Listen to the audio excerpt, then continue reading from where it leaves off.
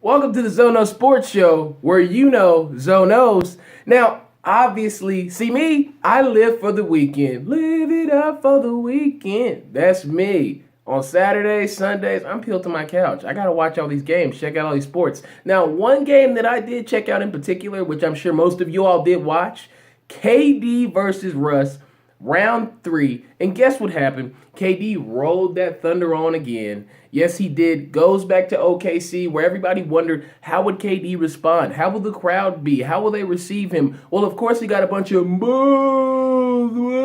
He got a whole lot of those, but that did not affect KD's performance. Kevin Durant went in there and he did what he was supposed to do. He played well for Golden State and showed OKC that they lost out on him. Treated them like the ex-girlfriend that he's walking past with the new girlfriend. Now, why do I say that? 34 points, 12 for 21 field goals. Free throws, he's 7 for 7 from the line. Last time I checked, that's perfect. Now, also, the crowd booed, but KD did fire back.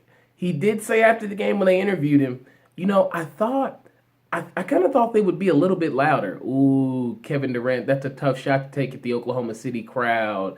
Ooh, but, it's basketball, it's sports. Things will get said, things will happen, but KD, he's been playing great. So you can't really complain if you're a Golden State fan, and you can't be too mad if you're an OKC fan. On the other coin of that spectrum, Russell Westbrook, he played out of his mind, of course, but he has to. If Oklahoma City's ever going to be good or compete for a championship this year, Russell Westbrook has to play 100% mistake-free every single night. And you just can't do that with one guy on a team and win a championship. It just can't be done. We've seen OKC try to do it this year, but they're just not quite there at the point that they were last year when they had KD on the roster. It's just evident that Russ, he can't do it all. He'll get his numbers, he'll get triple-doubles, but he just cannot do it all. It's plain and simple. Now, too much offense. Too much offense that gets run through Russ. Every single screen, every single assist, every single block on defense, every single shot, every single ball pass, it's all flowing through Russell Westbrook. So what does that do? Teams can just key in on Russ and make him force the ball to Domantas Sabonis, or make him kick the ball out to Victor Oladipo, because what do? We double team, stop Russell Westbrook. We're not going to stop him, so let's limit him. Let somebody else beat us, because we're not going to let that monster beat us. And that's what teams are going to do for the rest of the year. That's what Golden State has done. They switch and put different bodies on him. Sometimes you may say Draymond guard Russ. You saw Steph Curry even try, but he's not really the kind of guy you want to guard Russ, just because you want him to save his energy for the offensive end. But he just doesn't have enough help. So in free agency, I think OKC needs to make a move. They've got to make a move. And Enes Kanter, you hurt your team, sir, with that broken hand that you broke slapping a chair because you were mad. They're waiting on you to come back. Both actually lost last night. They got dubbed, blown out, whatever you want to call it, busted, slapped, smacked. Golden State lost to Denver, and OKC took the L to Washington in the phone booth. And might want to keep an eye on John Wall, because John Wall, he is turning into the Great Wall. And that's a pun on words, just considering that movie comes out this weekend, which I will see. But John Wall, watch out for John Wall. But KD and Russ round 3 was everything we anticipated. Did you even see, before I move on, did you see the moment where Russ gets upset and, well, now I won't say upset, but gets pumped up and turns to KD and says, I'm coming. Well, he never came, did he? He never showed up. And KD simply said, you're losing. You're down 30. You're down to it. KD is in a much better situation, but I tell you this, Russell Westbrook will never respect that man again, ever. Mark it down. NBA-wise, you got more news that goes on in the league outside of the court, off the court.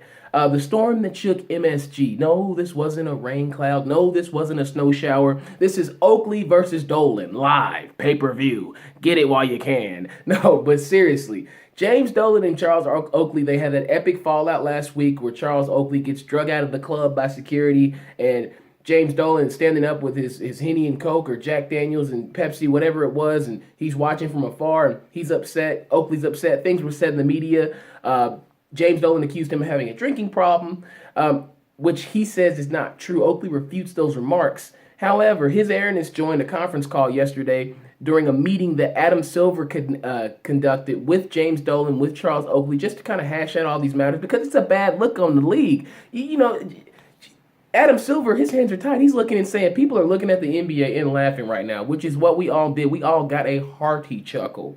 But who's had the last laugh in this? I'd say that it's Charles Oakley because everybody's on his side. James Dolan needs to concede something. Now, I won't say concede defeat because there isn't a battle to be won, but I will say that publicly he needs to concede somewhere in some area just because we've all agreed that he was wrong. And it's okay to be wrong, but you got to be able to admit that, Mr. Dolan. Now, that meeting supposedly went good, and hopefully Charles Oakley will be brought back into Madison Square Garden sooner rather than later. I'm hoping this season, meaning sooner, and they can maybe work something out. So we have to see what goes on with that. But in women's basketball, UConn, oh my gosh, y'all girls better stop. UConn gets the hundo straight win versus South Carolina and Don Staley. Don Staley, great coach, runs a great program in South Carolina, but they were no match. 66-55, UConn beats them. That makes UConn a historic program, which they already were, but they won 100 straight games. So when we talk about those great John Wooden UCLA teams with Kareem Abdul-Jabbar, Bill Walton, and we talk about those teams, you've got to talk about this UConn team. 28th win versus a ranked opponent. Another fun fact, 38.4 margin of victory over all those teams collectively. And 98 out of 100 of those 100 straight wins were all by double digits. Even the one last night for the 100. So this obviously shows that this is sustained success over a period of time because of the infrastructure within the organization. Gino Auriemma, master recruiter, done a great job of making UConn more than just a women's basketball program, but a brand. When you think of UConn at this point, you don't think of football. I mean, I'll be honest, I don't even think of Jim Calhoun anymore. He's a legendary coach. I think of Gino Auriemma. He is a GOAT. Can't call him the GOAT because there's a lot of great coaches out there. We just saw Bill Belichick win his 5th Super Bowl with Tom Brady, so we can't call him the GOAT. But he is a greatest of all time coach. If there's a Mount Rushmore, I think when it's all said and done, Gino Auriemma's face will be on it because he's not that old. I want to say late 50s maybe. Don't know his exact age. I know I should know that because I was supposed to know everything. But I do know this. He could evidently win 20 national championships if he continues coaching. So maybe that's too much it's too far of a stretch for me to prognosticate that he'll win 20 national championships, but I can see it happening. If you win 100 straight games, you can win 200 straight games. And what is that? 3 more national championships? So just get ready, America, because UConn, they're coming. Psych, they've been here. Now, in the NFL, there's a lot of stuff going on. A lot of trades, a lot of release talk, and it's the end of the season. People got to clean up the cupboard, get ready for next year. The Giants released Victor Cruz. He was a cap saver. They had to do it. They had to save a little change on Mr. Cruz. And yes, they appreciated all the saucing and no more of the Campbell Soup commercials with his mother and in the Giants jersey and talking about why he sauces in interviews because he'll have to go to an entirely new location. Now, I can see why they did it. 2017, they owed him $9.4 million. That's more than any wide receiver on their roster. And that's a lot considering when you have a guy you just paid, Sterling Shepard, as your rookie, who played very well this year. And then you've got, who's that other guy they've got at receiver? Oh, yeah, Odell Beckham Jr. You're going to have to give him a big chunk of money over the next few years, I'm sure. So you got to clear that cap space for a guy like Victor Cruz. Had the knee injuries in 2013 and 14 and 15 and just quite has never been the same guy. Haven't seen a whole lot of saucing, but Victor Cruz, you still got a little juice left, and I hope you do go to a team that can use you. Don't go to the Bears, though. The Bears are on the clock. The Bears are thinking about trading their 3rd draft pick to the New England Patriots for Jimmy Garoppolo of New England. Now, if I'm Jimmy G, I'm cool with this because why? I already got the Super Bowl ring on my first year. My first year in the system, I've got a Super Bowl ring. So why would I really trip? What am I mad about? What do I care about? Nothing, because I am in a position to win at this point. I'm not worried about getting that championship late in my career. Every team I go to, I can worry about just playing football, doing something for that city, because I've got that personal burden off of my list. Yeah, you may want to win one as a starter, Jimmy G, but if the Bears are going to pay you that check, you've already played in cold New England, you might as well go on over to Chicago. And this is a good move for the Bears because Jay Cutler, bum, we all know that.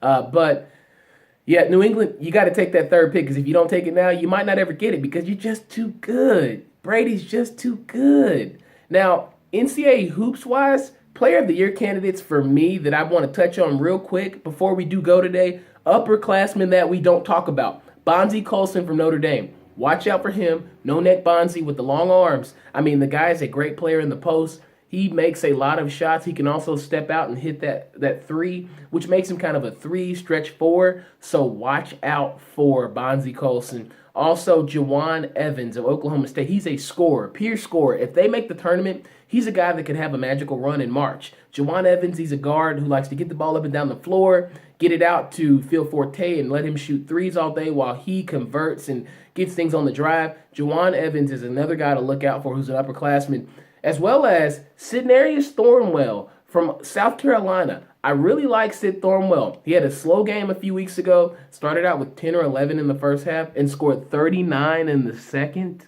This guy, Sidnarius Thornwell, he's a guy who could lead this South Carolina team because they've got a few veterans with P.J. Dozier. They've got guys on that team who can make a run at the championship, just like we saw Villanova make a run last year out of nowhere. We knew Villanova would be good going into the tournament, but we didn't think national championship. And this South Carolina team has someone, Sidnarius Thornwell, who's a pure scorer, NBA player, who could actually lead them to a championship or win Player of the Year, potentially. So just beware, beware, beware, beware. The Malik Monks have fallen off a little bit. The Frank Masons are good, but they've fallen off a little bit. They faltered as of late. The Josh Jacksons have faltered as of late. Even Lonzo Ball's had some iffy games. So make sure you stay tuned because it could get interesting down the stretch here this March. Now, next show, we'll talk about some rankings and bracket stuff, a little bit of that. Also, more juice, some NBA talk. But make sure you check out the Zono Sports Show this Thursday where you know Zonos.